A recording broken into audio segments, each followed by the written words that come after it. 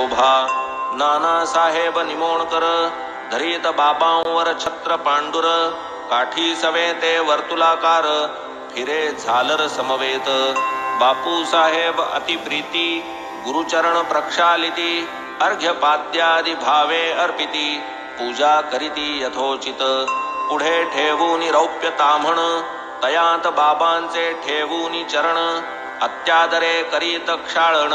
करोद्वर्तन मागुते घेऊनी केशराची वाटी मग लावीत हस्ता उटी तांबूल अर्पित करसंपुटी प्रसन्न दृष्टी साईंची बाबा जम गादीस बैसत तात्याबादी उभेच ठाकत हाती धरूनी बाबांस बैसवीत आदरे नमित तच्चरण निर्मळ चावडी भूमिका शुद्ध घोटीव आणि स्फटिकबद्ध मिळणी मिळती आबाल वृद्ध प्रेमे निबद्ध श्रीपदी होता गादीवर विराजमान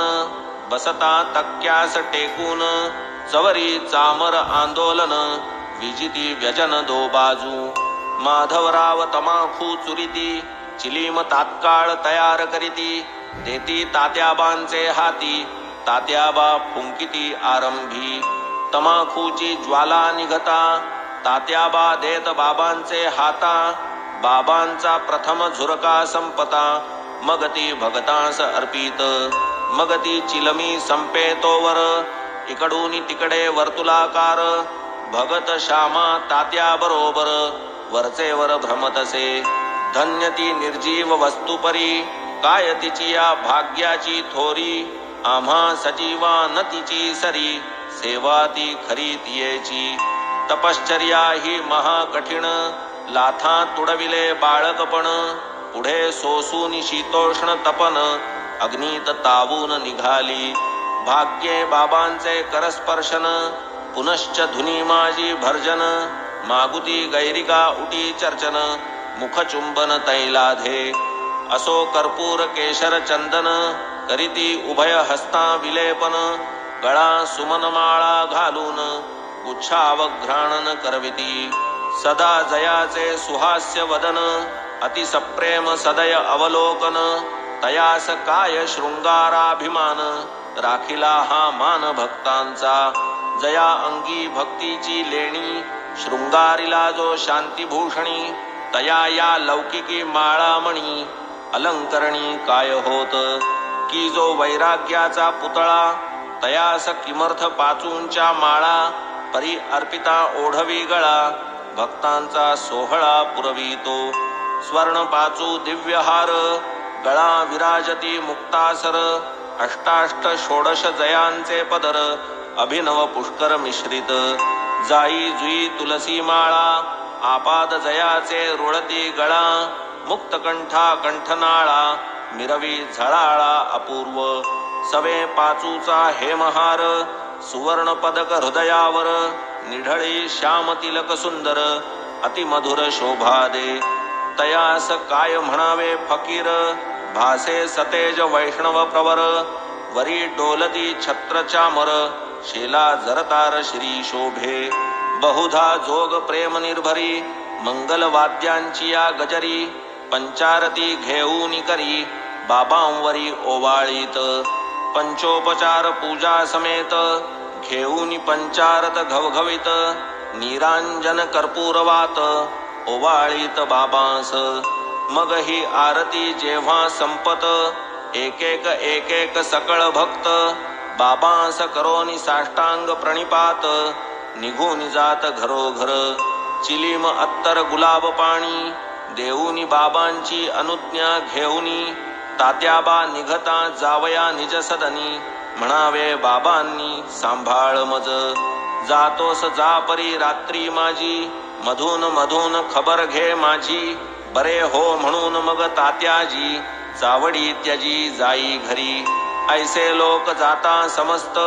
बाबा स्वहस्ते गाठोडे सोडीत धोतरांच्या घड्या पसरीत स्वहस्ते रचित निजशेज 60-65 शुभ्र चादरी घडिया मांडूनिया पुढारी स्वये तयांच्या रचूनी हारी पहुडती वरी मग बाबा ऐसिया चावडीची परी इत्थंभूत झाली इथवरी आता कथा जी राहिली दुसरी अध्यायांतरी वर्णिजेल तरी श्रोता कीजे क्षमा अगाधया साईंचा महिमा संक्षिप्त वदता राहीन सीमा गुरुत्व धर्मा पावेतो आता साईंची हंडीची कथा आणिक ज्या ज्या राहिल्या वार्ता पुढील अध्यायी कथीन समजता सादर चित्ता असावे अखंड गुरुस्मरण स्वार्थ तोच हेमाडा निज परमार्थ गुरुचरणाभिवंदने कृतार्थ चारीही पुरुषार्थ त्या पोटी स्वस्ति श्री संत सज्जन प्रेरिते भक्त हेमाडपंत विरचिते श्री साई समर्थ सच्चरिते चावडी वर्णनम नाम सप्तत्रिंशत्तमोऽध्यायः संपूर्णः श्री सद्गुरु साईनाथार्पणमस्तु शुभम भवतु श्री सच्चिदानंद सद्गुरु साईनाथ महाराज की जय।